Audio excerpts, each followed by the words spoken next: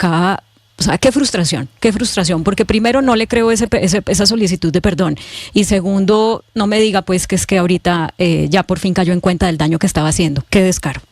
Y ahora lo vamos a ver con las lluvias en el próximo semestre, precisamente no haber nombrado a alguien experto en la Unidad Nacional de Gestión del Riesgo y haber tenido a alguien ahí que preparara a Colombia para la situación que va a tener. Nosotros vamos a hacer una pausa cortica, pero vamos a actualizarnos de las noticias del mediodía de lo que está pasando en Colombia y en el mundo.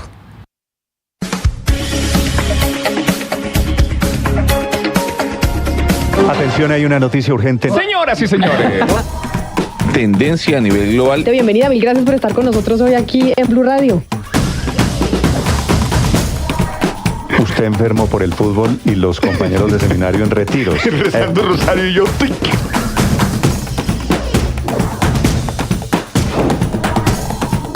Hay noticia del momento urgente en Blue Radio.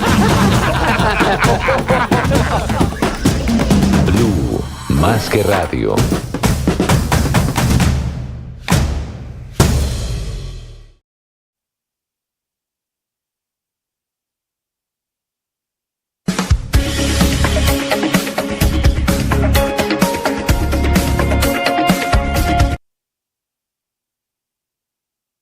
Del mediodía en Mañanas Blue. Y al mediodía, como siempre, nos conectamos con el servicio informativo de Blue Radio para que usted esté actualizado de lo que pasa en Colombia. Y mucha atención porque el exgerente especial para La Guajira, que había nombrado el presidente Gustavo Petro para atender de primera mano la crisis humanitaria en ese departamento, habló con Blue Radio y dijo que le había advertido al presidente Gustavo Petro sobre el entramado de corrupción que se estaba gestando, donde había intereses personales y políticos que dejaban mal parado al gobierno. Joner Alvarado. El pediatra Luis Gómez Pimienta, nombrado en ese entonces como gerente especial para La Guajira por el gobierno del presidente Petro, lanzó algunas advertencias sobre los hechos de corrupción en carrotanques y ollas comunitarias que se daban en el territorio. Esto fue lo que le contó a Blue Radio. A pesar de que el presidente decía que no iba a haber intermediación del departamento y de la alcaldía, me parecía que se estaba retomando la relación y afianzando el poder de políticos tradicionales en La Guajira. Era evidente que la gobernadora encargada durante creo que más de un año tenía nexos directos con dirigentes de La Guajira, responsables de la crisis humanitaria, por ponerle un ejemplo. Gómez también manifestó que Olmedo, el director en ese entonces de la Unidad de Gestión de Riesgo, tenía muchas preferencias inexplicables por el municipio de Uribia, donde adicionaba carrotanques para dicho municipio. También no descartó que los dineros destinados por el gobierno nacional a La Guajira hayan sido utilizados para campañas políticas. 12 del día, 3 minutos. Gracias, Joner. Entre tanto, la defensa del presidente Gustavo Petro ante la Comisión de Acusaciones de la Cámara de Representantes asegura que el Consejo Nacional Electoral no tiene competencia para investigar al jefe de Estado. Mientras tanto, el presidente Petro insiste en su teoría de que todo es el resultado de un golpe blando en contra de su gobierno. Caterina Ávila. Mauricio Pava, abogado del presidente Gustavo Petro ante la Comisión de Acusaciones de la Cámara, calificó como un error jurídico la ponencia de los magistrados Benjamín Ortiz y Álvaro Hernán Prada, que propone la apertura de investigación formal y pliego de cargos en contra del mandatario colombiano por presuntas irregularidades en la financiación de su campaña. Los dos magistrados incurren en un error de juicio constitucional porque el Consejo Nacional Electoral no tiene competencia para investigar a un presidente en ejercicio. Más temprano que tarde el país conocerá que el presidente actúa de manera correcta cuando se haga pública la investigación. El presidente Gustavo Petro, por su parte, insiste en que se trata de la ratificación de un golpe blando en contra de su gobierno. Por eso hizo un llamado urgente al pacto histórico y a las fuerzas sociales para una reunión en la que, dice el mandatario, puedan prepararse contra el intento de irrespetar el voto popular. Cabe mencionar que Pava solo es el defensor del presidente en los asuntos netamente penales. Hasta el momento se desconoce algún pronunciamiento de Héctor Alfonso Carvajal, quien en las últimas horas asumió como apoderado del presidente ante el Consejo Electoral. Catherine, gracias. Y es que a propósito del Consejo Nacional Electoral, la oposición le pide de manera inmediata la renuncia a Ricardo Roa, presidente de Ecopetrol, después del anuncio que hizo ese alto tribunal de que ya estaba radicada la ponencia en la que se pide formular cargos por presunta violación de topes de la campaña de Petro presidente. Carolina Otero. La campaña del hoy presidente Gustavo Petro sigue en el ojo del huracán por esta investigación sobre la posible violación de topes en la campaña. El representante a la Cámara del Centro Democrático, Hernán Cadavid, se pronunció sobre la formulación de cargos al presidente de Ecopetrol, Ricardo Roa. Como si no fuera grave, el señor Ricardo Roa sigue fungiendo como presidente de Ecopetrol, la empresa pública más importante de los colombianos, creando un gran daño reputacional sin asumir ninguna responsabilidad política. El representante Juan Espinal también se unió pidiendo la renuncia de Roa al cargo como presidente de Ecopetrol. Doctor Ricardo Roa, renuncie a Ecopetrol. El 17 de abril, en la Comisión Quinta de la Cámara de Representantes, usted manifestó públicamente que daría un paso al costado si algún proceso pusiera en riesgo el nombre y la estabilidad financiera de Ecopetrol. Y es que esta sería la primera vez en la historia que el CNE formularía cargos por superación de topes a un presidente en ejercicio.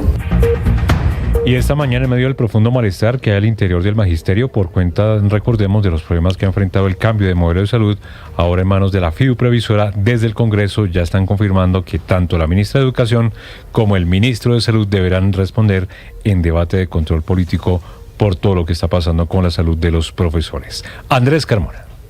Buenas tardes, así es, se trata de una proposición presentada por el senador de Cambio Radical, David Luna, en la que se cita no solo a la ministra de Educación, Aurora Vergara, al ministro de Salud, Guillermo Alfonso Jaramillo, al ministro de Hacienda, Ricardo Bonilla, sino también al director de la fiduprevisora, Mauricio Marín Barbosa, y los integrantes de la comisión directiva del FOMAC para que expliquen los alcances del nuevo sistema de salud del magisterio que comenzó a operar desde el pasado 1 de mayo. Sostiene el senador Luna que se buscará esclarecer si el sistema estaba totalmente contratado y listo para el momento del inicio de la operación y si se contaba con la contratación necesaria para prestar el servicio a los maestros. Sin embargo, las diferentes denuncias que han hecho los integrantes del magisterio a lo largo de estos 3 días pueden evidenciar que el sistema tiene más problemas que soluciones. Gracias, Andrés. Y el Contralor General confirmó que los hechos desarrollados dentro de la unidad de gestión de riesgo deberán ser trasladados a la unidad de corrupción de la Contraloría, así como el embargo a cuentas y bienes de personas involucradas en la contratación. Nicolás Rodríguez. Camila, muy buenos días para usted y para los oyentes. Pues mire, el Contralor confirma además que los investigados hacen parte de por lo menos los 6 últimos años y están vinculados al proceso de responsabilidad fiscal, como lo son directores, secretarios generales, contratistas, aseguradoras, y a partir de esto se está decretando embargos en el marco del proceso de responsabilidad fiscal, aperturando los bienes de estas personas. Escuchemos al Contralor Carlos Mario Zuluaga. En virtud de eso, ustedes vieron que nosotros desde el año pasado suspendimos al director de la unidad, fuimos la primera entidad en hablar sobre las irregularidades que tenía la unidad de gestión del riesgo. También iniciamos una investigación sobre los carrotanques, determinamos que había un sobrecosto inicial de 7.760 millones de pesos. La semana ayer se autorizaron unos embargos a unas cuentas y a un bien que tenía el doctor Olmedo y unos que también tienen no solamente el doctor Schneider, sino también otras personas que participaron en la contratación, y hoy hemos ordenado a la Contraloría, a los equipos, embargar las cuentas y los bienes de exdirectores que estuvieron en contrataciones relacionadas con Caregato. Camila, y es que también menciona el Contralor que es bueno que la nación sepa que hoy la Contraloría tiene más de 2.2 billones de pesos en embargo a ciudadanos, funcionarios, gestores fiscales, contratistas y aseguradoras en el marco del proceso anticorrupción. 12 del día, 9 minutos. Gracias, Nicolás. Entre tanto, sigue el enfrentamiento entre Federico Gutiérrez y el exgerente de la compañía Afinia, mientras el alcalde de Medellín afirma que tuvieron que hacer desembolsos importantes y urgentes para no tener apagones. El exfuncionario le respondió y lo calificó de irresponsable. Vamos a Medellín, Héctor David Santamaría. Y es que ha insistido el alcalde de Medellín, Federico Gutiérrez, que el gerente de Afinia, Javier Lastra, fue puesto en el cargo por un presunto entramado de corrupción por $8 millones. En la administración de Daniel Quintero, Lastra respondió a través de su cuenta en X que el alcalde Gutiérrez lo enloda con base a versiones de un misterioso testigo. Sin embargo, insistió en que nadie condicionó su nombramiento en Afinia y además que no ha sido notificado de ninguna denuncia. Ante este mensaje, el alcalde de Medellín criticó el estado financiero en que dejaron Afinia, donde se habla de que se requiere una inversión de $1,5 billones de pesos. Como dicen por ahí, tras de gordo y hinchados. Miren, todo lo está investigando la Fiscalía. La Fiscalía es la que tiene que ahondar básicamente en estas denuncias. Y esta gente, mientras hablaban en su momento, dizque de bajar tarifas en todo el país, se robaban Afinia. El gerente Lastra volvió a replicar y dijo que esta es una respuesta de un alcalde al mejor estilo plata es plata. Y estalló otro escándalo de presunta corrupción, en esta oportunidad en el Concejo de Bucaramanga, donde se habrían pagado más de 200 millones de pesos en la elección del personero municipal. Se conocieron audios donde un concejal y un exconcejal hablan de la compra de los votos con dinero y puestos burocráticos. Javier Rodríguez. En la Fiscalía General de la Nación fue radicada una denuncia por presunta corrupción contra el concejal de Bucaramanga, Oscar Díaz, y contra el exconcejal de esta ciudad, Carlos Barajas. Los dos políticos habrían recibido dinero y puestos burocráticos para ayudar a elegir el pasado 10 de enero al abogado Hernando Villamizar como personero de la capital santanderiana. Se conocieron audios en redes sociales que dicen lo siguiente. Yo, si no me dieron una plata, me dieron esto, me dieron una bolsa de 80 millones, entonces, usted no fue claro conmigo, me vendió lo de Marcela y ya. Y yo no tuve ningún problema. No tuve ningún problema con hacerlo. Entonces, no somos de personero, de contador de En diálogo con Blue Radio, el exconcejal de Bucaramanga, Carlos Barajas, se defendió al señalar que no ha cometido ningún delito y que ese audio que circula en redes sociales es una manipulación de su voz a través de la inteligencia artificial. 12 del día, 12 minutos, y vamos ahora a la ciudad de Cali porque hoy fueron suspendidas las clases en el Politécnico Municipal, sede General Santander, de la comuna 18 de la capital del Valle. La historia es que hace 20 días delincuentes robaron el cableado eléctrico y aún no restablecen el servicio de energía en esa institución educativa de Cali. Estefanía Toledo.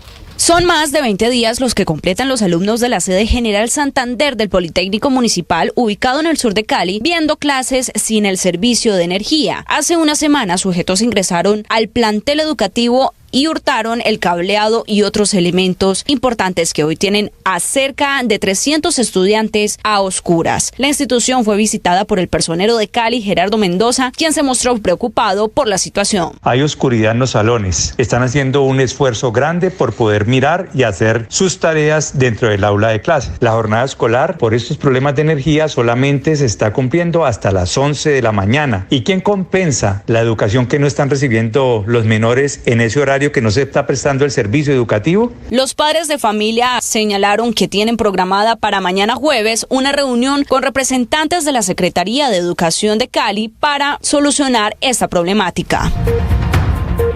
Y de Cali, gracias, Stephanie, nos vamos para La Guajira, porque el ejército sigue fortaleciendo las operaciones contra el narcotráfico y esta vez incautó más de 600 kilogramos de clorhidrato de cocaína en ese departamento. Valentina Lara.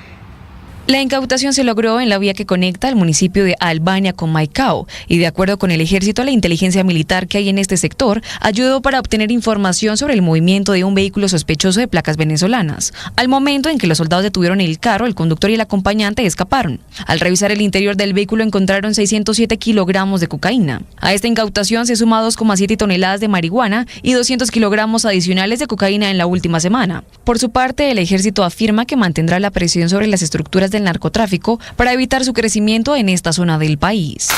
La noticia internacional. En el mundo crece la tragedia por las inundaciones en el sur de Brasil. Hay 100 muertos y 1,5 millones de damnificados. Además, la Defensa Civil ha contabilizado hasta el momento 131 desaparecidos y 362 heridos por las lluvias e inundaciones sin precedentes que afectan principalmente al estado de Río Grande do Sul.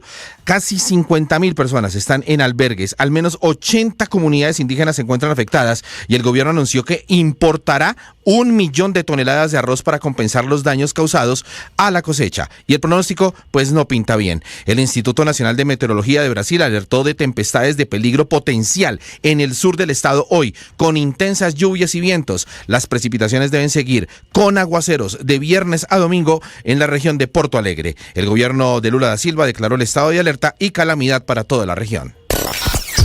La noticia deportiva. La noticia deportiva llega desde España porque el Real Madrid acaba de confirmar su nómina titular para enfrentar al Bayern Múnich por el partido de vuelta de las semifinales de la Champions League.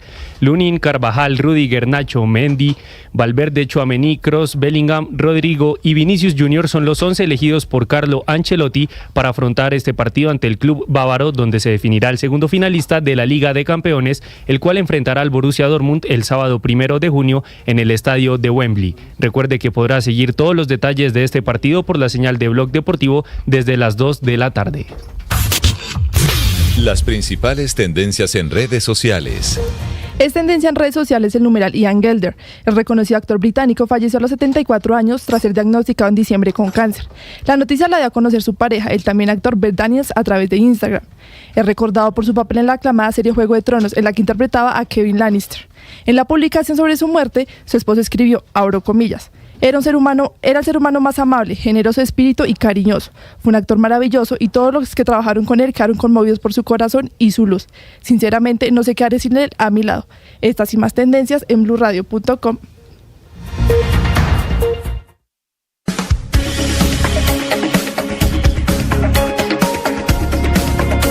Atención, hay una noticia urgente. Señoras y señores.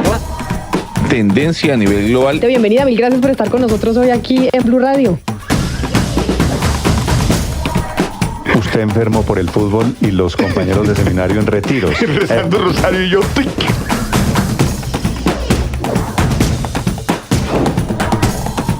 Esta es noticia del momento urgente en Blue Radio. Blue, más que radio. Continúa el análisis y el debate. Dirige Camila Zuluaga. Son las 12 del día, 17 minutos, y les damos la bienvenida a ustedes que estaban en sus noticieros locales en Barranquilla, Cali, Medellín, Bucaramanga. Gracias por seguir conectados con nosotros aquí a la edición central de Mañanas Blue. Una de las noticias importantes de los últimos días tuvo que ver con el anuncio que hizo el Ejército de Liberación Nacional, el ELN, que está en un proceso de paz con el gobierno actual, de regresar al secuestro extorsivo. Y anunciaron que regresaban al secuestro extorsivo, o dijeron que esa era la justificación, por cuenta del gobierno nacional de no haber cumplido con ciertos acuerdos. Esto, pues, obviamente cae mal en la sociedad colombiana por cuenta de que es uno de los delitos de los cuales hemos sufrido muchísimo. Y por eso esta noticia de la Fundación Paz y Reconciliación Pares, en donde dicen que Colombia registró en el 2023, este año, el mayor número de secuestros, aumentando en un 53.8% respecto al 2022, es muy preocupante si lo sumamos a lo que dijo el ELN esta semana. Breiner Montayo, ¿qué dice la Fundación Pares sobre el aumento del secuestro en el 2023 en Colombia?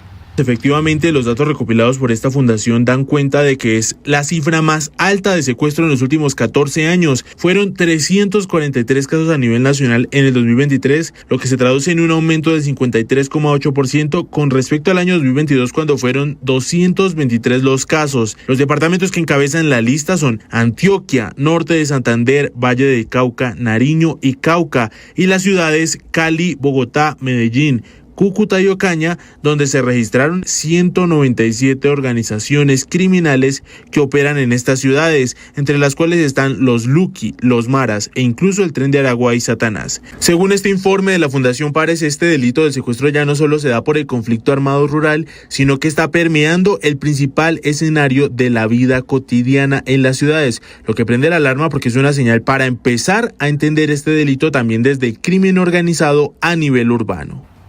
Gracias, Breiner. Y es que precisamente esto que dice la Fundación Pares pues se suma a lo que mencionó el ELN, anunciando, Mateo, usted que le hace el seguimiento precisamente a los procesos de paz que adelanta el gobierno nacional, de volver al secuestro extorsivo. Ayer hubo una reunión importante en la Casa de Nariño entre los negociadores, o sea, los miembros negociadores del ELN y la Presidencia de la República. ¿Qué se supo de esa reunión? En donde obviamente quienes están haciendo seguimiento al acuerdo de paz con el ELN, pues estaban muy expectantes de cuál iba a ser la decisión que se iba a tomar, si es que se iba a tomar algún tipo de decisión en esa reunión de ayer en la Casa de Nariño. Buenas tardes. Pues ayer desde las 2:30 de la tarde aproximadamente, casi hasta las 7 de la noche, estuvieron reunidos el Alto Comisionado para la Paz, Oti Patiño, con toda la delegación de diálogos con el ELN. Al finalizar habló José Félix Laforía, el presidente de Fedegan, quien hace parte de la delegación, y dice que hay un inamovible que tiene esta delegación, y es que el ELN tiene que dejar de secuestrar, que este es un delito que no va a aceptar el gobierno, que no va a aceptar la delegación, pero también dicen ya tampoco la sociedad colombiana pues va a hacer de alguna manera un seguimiento y un apoyo a este proceso si la guerrilla sigue secuestrando. A eso se suma un comunicado que emite el Alto Comisionado para la Paz, Oti Patiño, esta mañana, en el que reitera esta decisión, y lo que dice en este documento pues es que van a hacer todos los esfuerzos, van a hablar con la guerrilla del ELN para que vuelvan a ese compromiso que duró solamente 3 meses y que es el de dejar de secuestrar con fines económicos. La negociación con el ELN anda en crisis y nosotros, Claudia, durante las últimas semanas hemos hablado con varias personas, expertos, quienes son además voceros del gobierno nacional, sobre esa negociación. Y hay un punto de quiebre que es lo que tiene la negociación en crisis, que son esos diálogos con ese frente del departamento de Nariño, que es lo que ha generado pues una especie de molestia enorme entre los negociadores del ELN, la mesa del ELN, con el gobierno nacional, porque dicen ustedes no pueden estar negociando con unos rebeldes de esta guerrilla, tienen que estar negociando con nosotros, y eso incluso generó una propia carta del senador Iván Cepeda y de Vera Grave diciéndole al presidente Gustavo Petro que se tenía que decidir. ¿Van a negociar con el ELN, con la delegación que iniciaron estas conversaciones, o van a seguir con los diálogos regionales? Y la impresión que tenemos es que pues esa carta no se ha respondido todavía del todo, ¿cierto? No, y seguramente lo que va a suceder, Camila, pues porque ya el gobierno dijo que va a seguir negociando, haciendo ese diálogo regional con este frente que opera en Nariño, es que va a haber una escisión y va a pasar como más o menos como pasó en su momento con la corriente de Renovación Socialista. Es decir, digamos, esa línea dura del ELN, pues no se avanza en la negociación con ellos, eventualmente se rompe y se negocia con una facción que termina desmovilizándose. Pero mire qué curioso, Camila, porque claro que hemos reportado que el punto de discordia es esa negociación regional.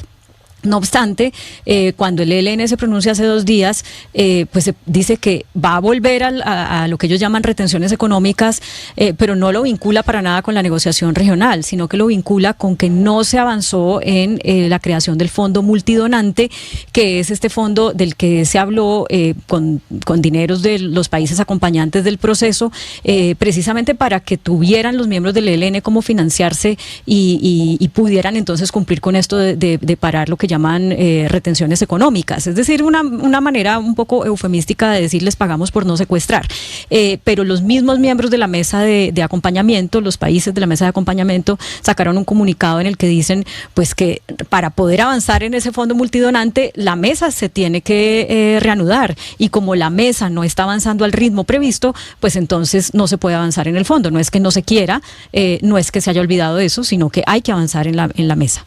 Sobre los diálogos regionales, Claudia, que usted trajo a colación lo que pasó en 1994 con el nacimiento de la corriente de renovación socialista.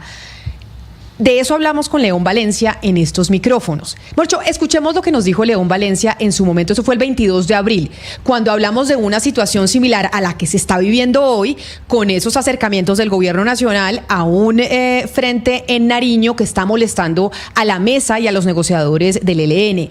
Oigamos lo que dijo León Valencia sobre esa experiencia que usted acaba de comentar, que nos habló hace 2 semanas sobre el tema.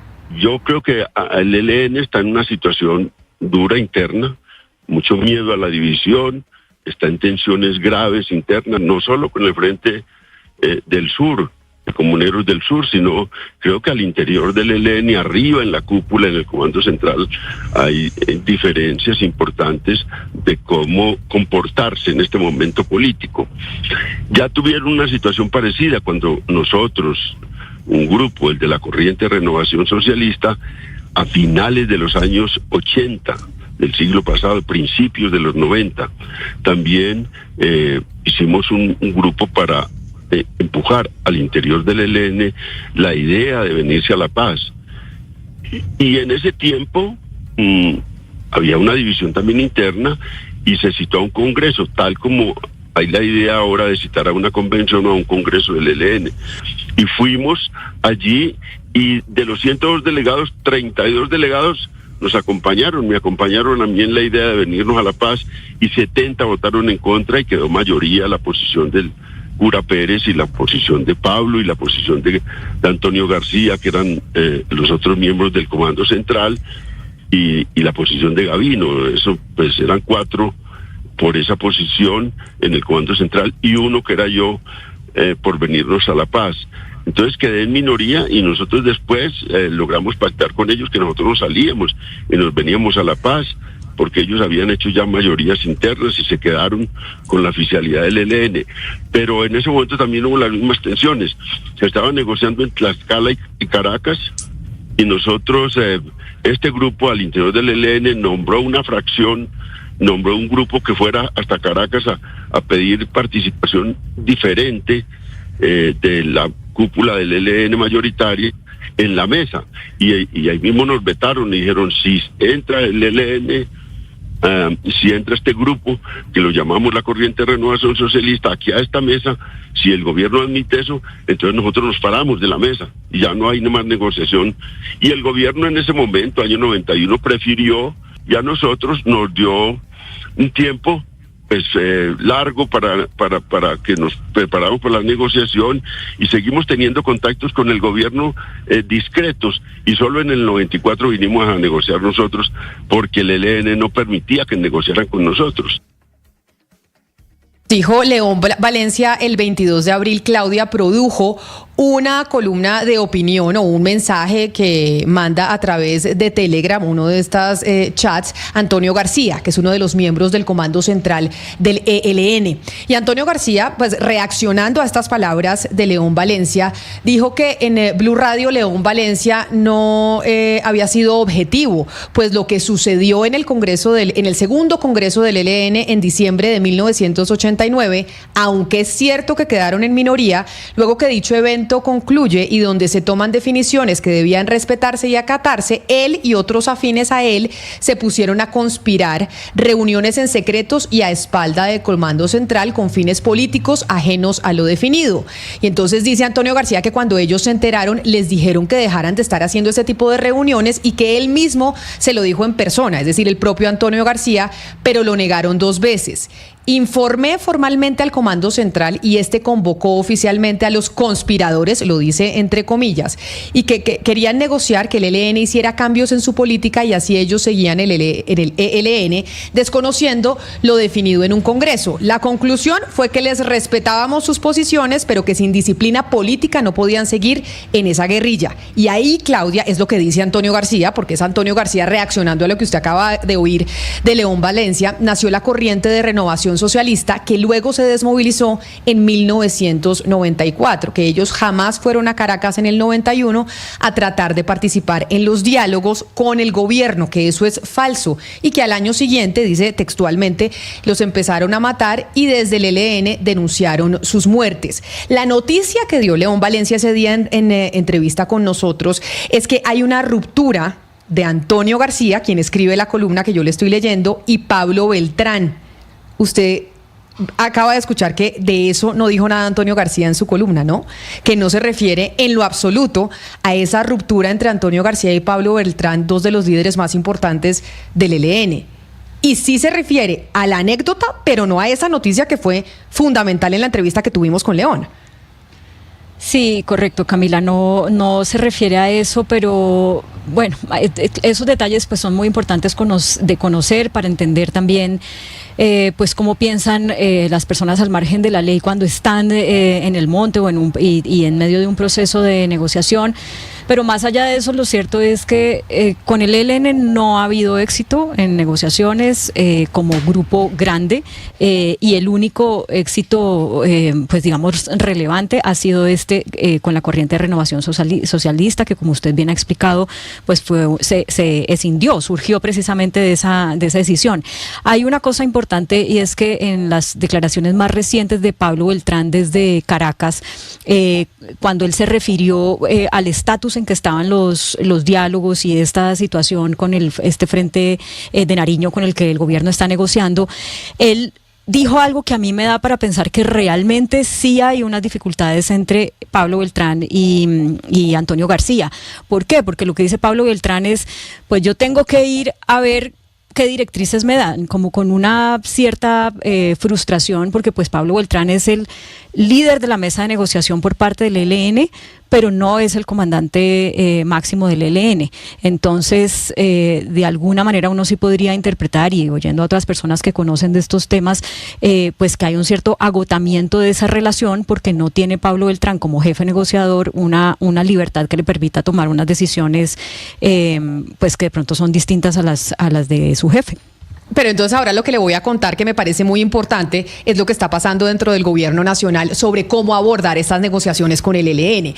Porque hay un sector del gobierno nacional y de quienes están en medio de las negociaciones, Claudia, que consideran, creo que como usted, que negociar con el ELN es imposible, que no se ha podido llegar a un buen puerto, que no hay voluntad de paz. Eso es lo que piensa un sector de los negociadores del gobierno nacional.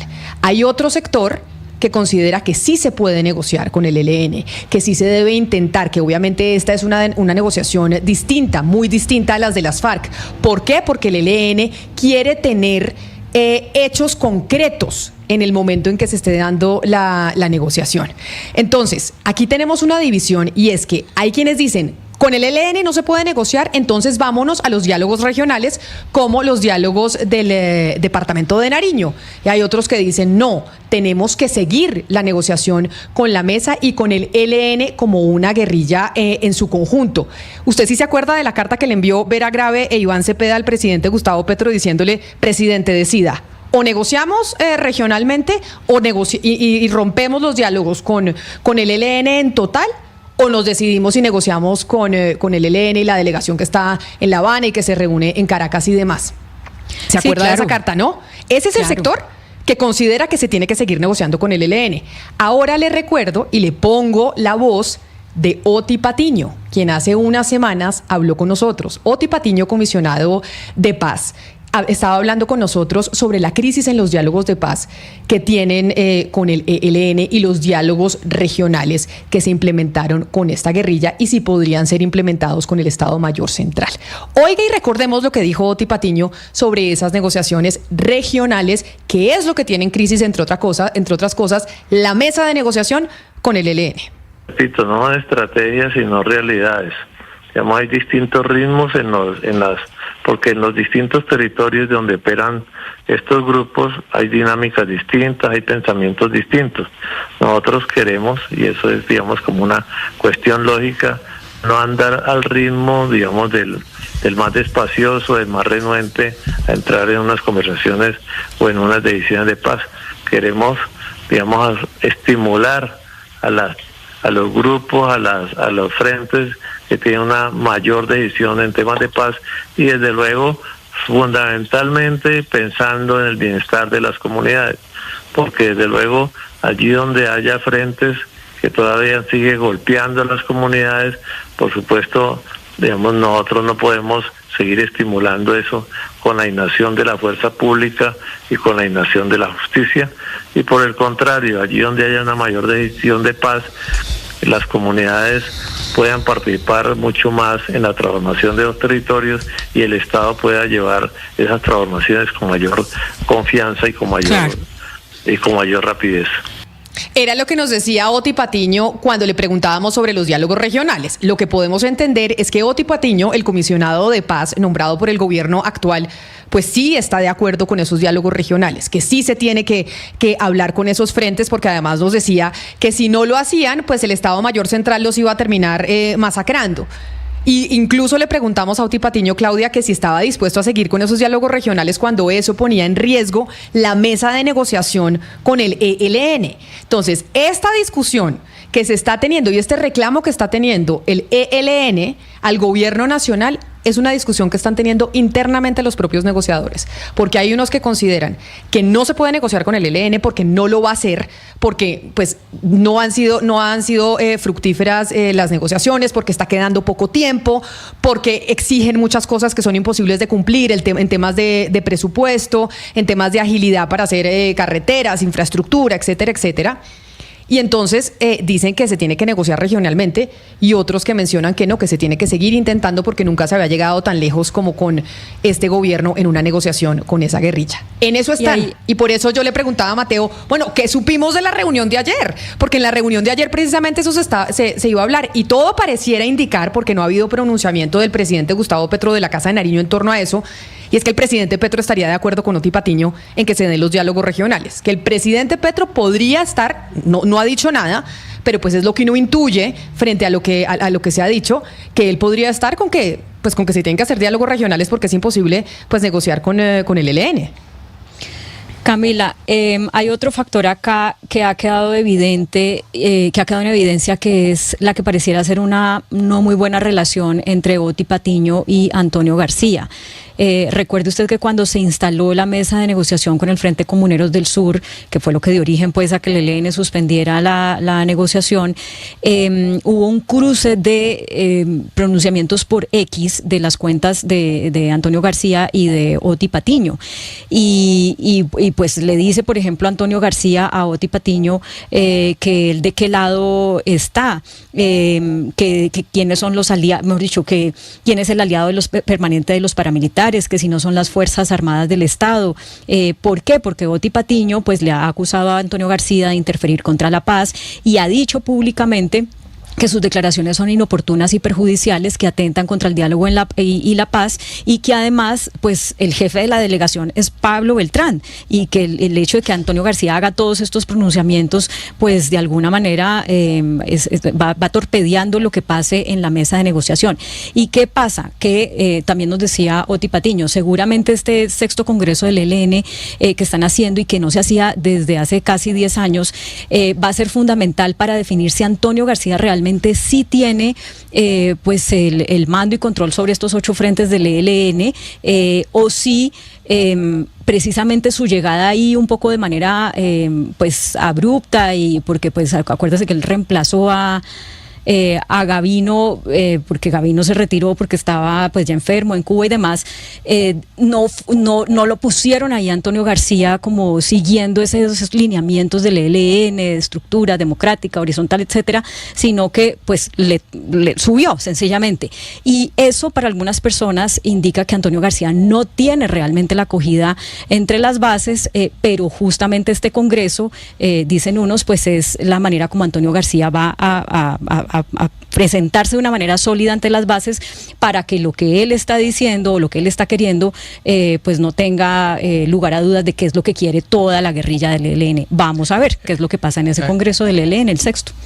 A mí me parece, Camila, que esto de la paz total se complicó, y lamento ser pesimista, sonar pesimista, pero lo que yo veo es que unos diálogos regionales van a ser muy, muy difíciles de sacar adelante. Es que si de por sí ya la llamada paz total del gobierno Petro se ha complicado porque son diálogos con diferentes grupos al mismo tiempo, de forma simultánea, pues imagínense usted si se hace frente por frente o bloque por bloque de cada uno de estos grupos.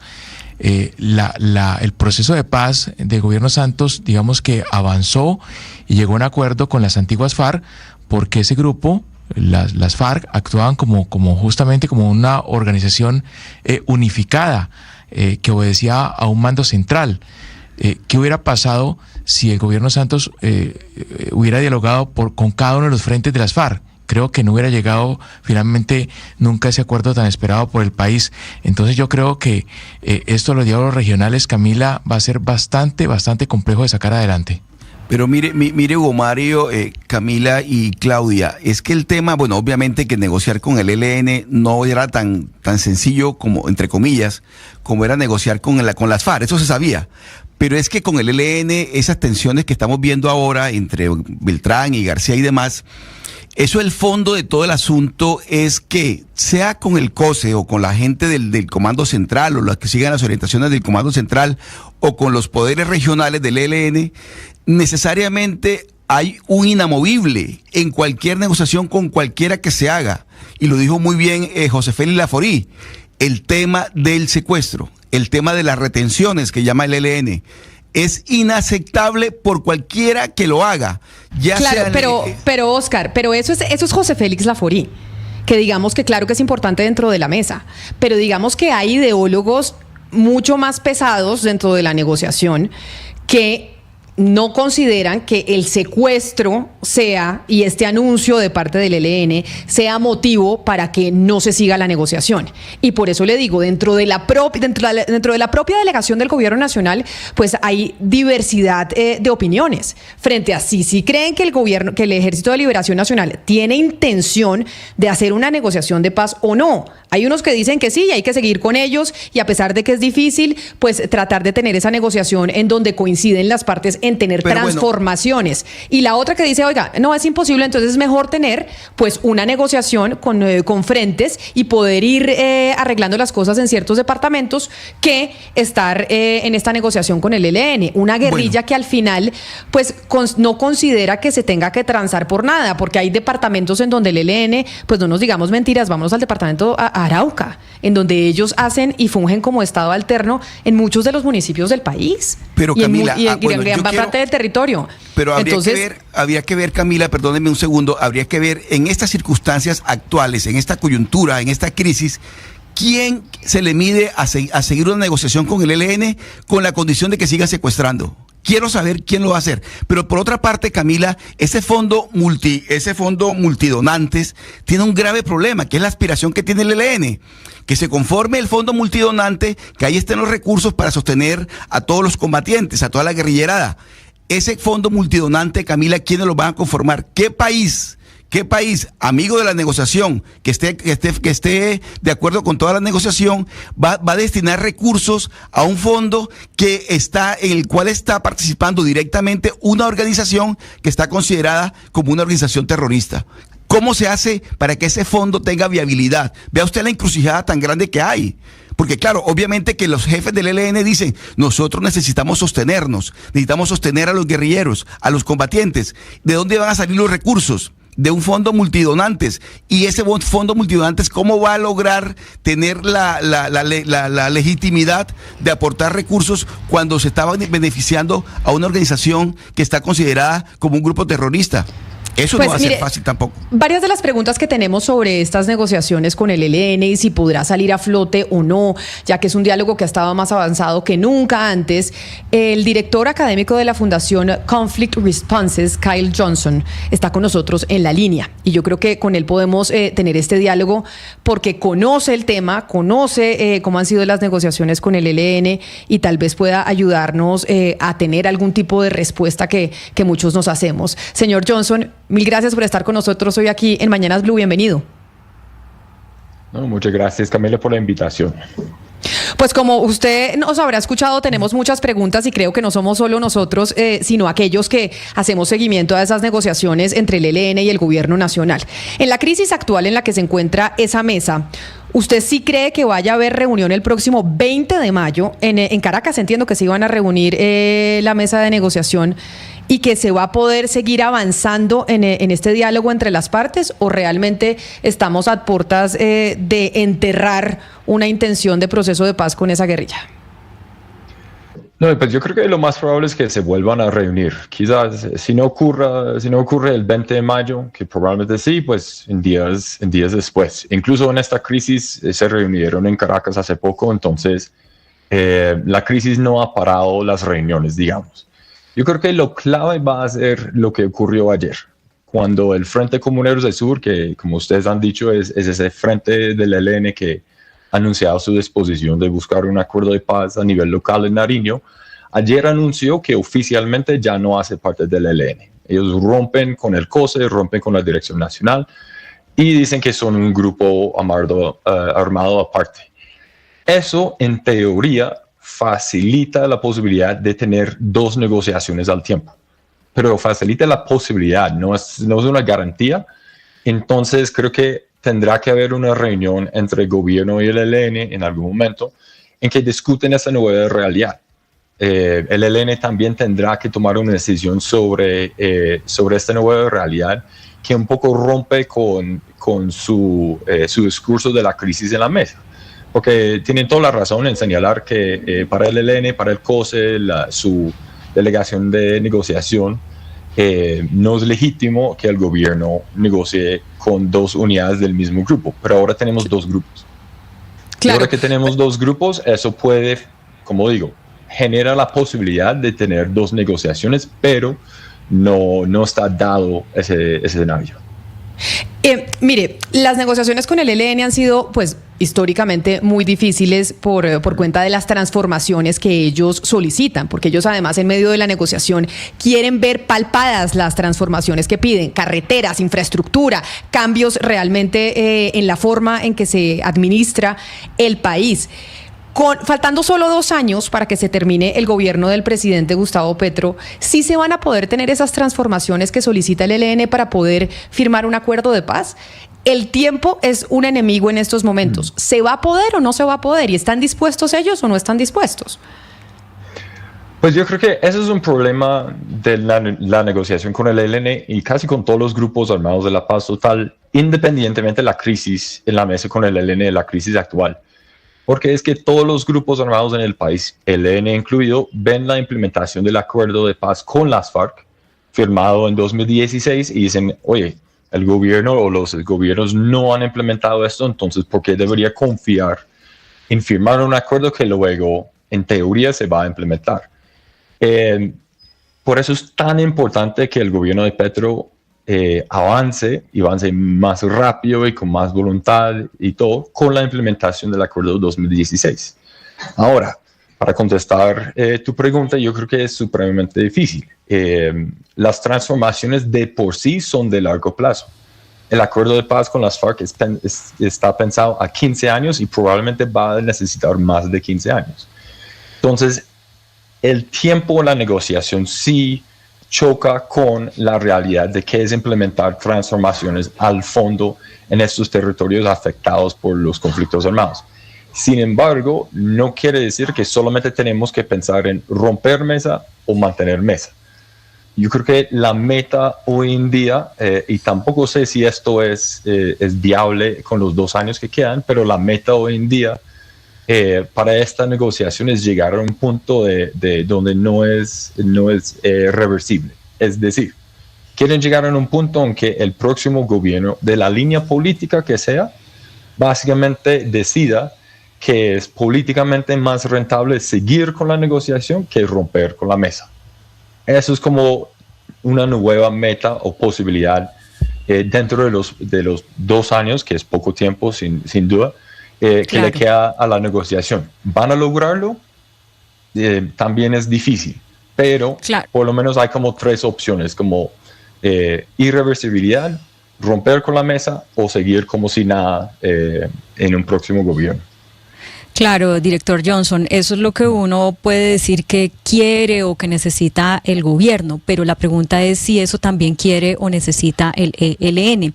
Y mencionaba yo hace algún momento la importancia del 6º Congreso del ELN, en la que Antonio García buscaría pues fortalecerse como líder máximo, o de pronto está en juego precisamente eso, ¿no? Y se zanja esa diferencia entre él y Pablo Beltrán.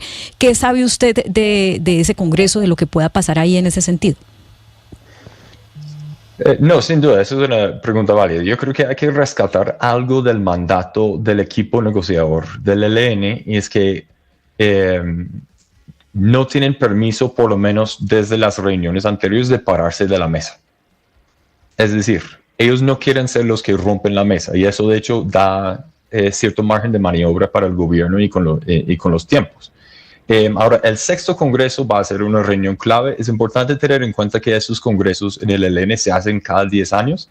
Este año se cumplen los 10 años del 5º Congreso, y sin duda va a haber discusiones claves, y es importante tener en cuenta que el ELN se mueve por votación y el COSE se mueve por consenso. Entonces, siempre se vota de nuevo quiénes son los miembros del COSE. Realmente nunca cambia. Yo creo que es poco probable que incluso con las diferencias que tengan, que la conformación del COSE cambie. Porque el ELN es una organización que se ha diseñado a propósito desde hace muchos años, desde décadas, de saber sobrevivir con diferencias internas. Entonces ahora sí hay mucha presión, obviamente el rompimiento con el Frente Comuneros del Sur es una pista, una realidad que muchos conocemos en términos de los que estudiamos esta organización, pero creo que el Congreso, no van a querer salir del Congreso realmente con una percepción pública de estar más divididos que antes. Pero señor Entonces, Johnson, van a buscar cómo evitar eso. Y lo último, perdón, es el tema de los consensos. Entonces, lo que puede cambiar frente a la paz es cómo el ELN, el mandato, su equipo negociador, cómo se aproxima a la negociación, pero no van a permitir que la paz rompa la organización, eso sí. Pero ¿qué estabilidad y qué seguridad a largo plazo le puede ofrecer el gobierno al ELN? Porque ya estamos cerca de cruzar la mitad del gobierno. Sería difícil despachar una negociación de esta envergadura en menos de 1 año y medio, y este es un gobierno que perdió, señor Johnson, las elecciones regionales y no hay garantía, o vamos a ver qué pasa en las elecciones presidenciales, pero puede estar complicado para el gobierno. Entonces, a la hora de negociar, pues el gobierno, ¿cómo le puede ofrecer estabilidad jurídica a ese acuerdo de paz que hoy en día está pues muy empantanado? Pues yo creo que más que estabilidad jurídica, ningún gobierno colombiano va a poder ofrecer mucha estabilidad política, y esa es la que importa. Porque en Colombia el límite de los tiempos presidenciales a 4 años es muy corto frente a las negociaciones de paz. Las negociaciones de paz, tanto en Colombia como en otras partes del mundo, es común que se pasen de 1 década. O sea, es común que pasen 5, 6, 7, 8 años negociando. Eso no es raro. Lo que sí tienen que intentar hacer es, uno, saltar de lo jurídico. Yo sé que hay personas en el gobierno que están pensando cómo generar una estabilidad política, jurídica a una negociación de paz bajo la Constitución, pero yo creo que eso no es viable. Entonces, es más la estabilidad política que importa. Y ahí están todos los desafíos que señalaban antes y que hemos venido hablando en términos de es irreversible políticamente la negociación, puede mostrar avances que ayuden a que una próxima administración presidencial, y usted señala muy bien que probablemente va a ser contraria a la línea ideológica de este gobierno, va a querer seguir con esa negociación y sentir que vale la pena. Yo creo que incluso el ELN preferiría negociar con un gobierno de derecha que uno de izquierda, y creo que lo están un poco confirmando en estos días. Entonces, de parte del ELN podría ser interesante, pero si no hay victorias, si no hay transformaciones así empezadas, si no hay nada claro que dé una base política fuerte a la negociación de aquí a agosto de 2026, va a ser difícil que siga el proceso. Sí, eso es muy interesante, ya lo comentábamos hace unos días. A las guerrillas siempre les ha parecido que es más fácil negociar con un gobierno de derecha que con uno de izquierda, que parece un contrasentido, pero bueno, no lo es. Mire, yo quiero preguntarle acerca del fondo multidonante, que es como el último argumento que da, o el más reciente argumento que da el ELN, o el que da justamente para volver al secuestro o a las retenciones económicas. El grupo de países acompañantes, que son España, Suecia, Suiza y Alemania, sacó un comunicado ayer en el que dice que no existe ninguna relación entre un nuevo fondo multidonante y la suspensión de las retenciones económicas. Pero claro, cuando se habló del fondo multidonante, se habló justamente en el marco de la exigencia que le hizo el propio gobierno y el país entero al ELN para que liberara a los secuestrados como condición para que la mesa pudiera seguir. Entonces es muy difícil no hacer esa relación en que el fondo multidonante va a servir es para pagarles para no secuestrar. ¿En qué, cómo se puede solucionar la dificultad de que los países no vayan a decir, listo, les estamos pagando por no secuestrar, sino que es un fondo multidonante para otra cosa? No, yo creo que de hecho eso es, en términos que sea para el proceso en sí, yo creo que eso no es tan difícil. En parte por las restricciones legales que tienen algunos de esos países en términos de financiación para procesos de paz, porque la Unión Europea tiene un listado de organizaciones terroristas de esos países también y no pueden financiarlos, así de sencillo. Entonces tiene que sí o sí legalmente, para que pueda existir, ser para el proceso. Entonces yo sé que la relación parece como muy estrecha ahí, pero realmente por razones legales tiene que ser para el proceso y han mencionado como para la participación, el proceso de participación, movimiento de su gente, las reuniones, etcétera. Hay mucho en que se puede gastar que nada que ver con el ELN. Y yo creo que hay otro tema por tener en cuenta. El ELN, cuando dice que si no puede hacer sus retenciones económicas, como ellos las llaman, entonces financieramente no tienen cómo vivir, eso no es cierto. El secuestro para el ELN no representa muchos ingresos. Lo que sí es clave es en términos de ellos usan el secuestro con cierta frecuencia, no siempre, pero con cierta frecuencia cuando la gente no paga su extorsión.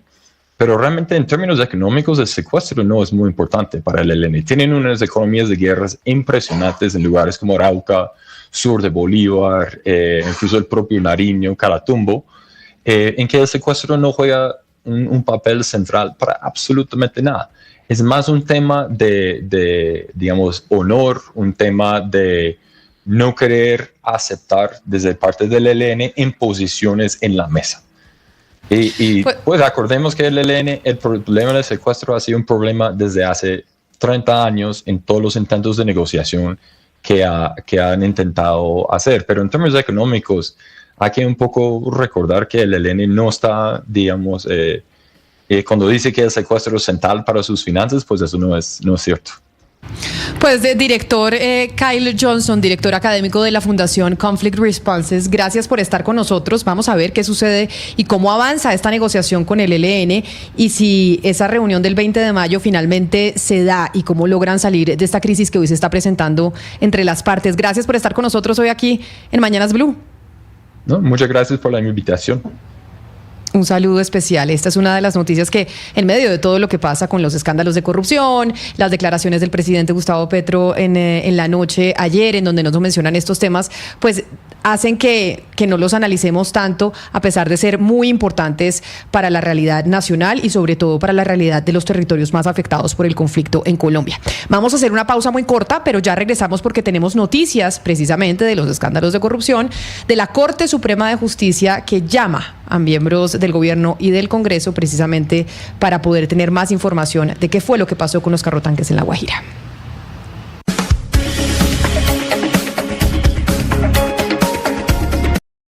Escanea este código y suscríbete a nuestro canal de YouTube, @Blue Radio Co.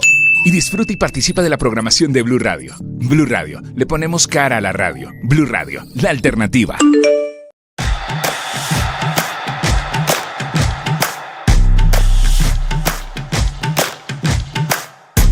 Otra cosa, ¿no? No, calidad de salud. Lo más importante enseguida en el resumen que preparamos en Voces y Sonidos. Ustedes de Mañanas Blue, vamos hasta la 1 de la tarde. Desde ya pueden... Hágame el favor y sáqueme. Ciérreme, mira, sáqueme como saca Tarcisio. Ciérreme. Ejercer todo el poder que tiene. Aquí lo habíamos hablado. Con las noticias, una agenda cargada de información. Comenzamos con la lechera.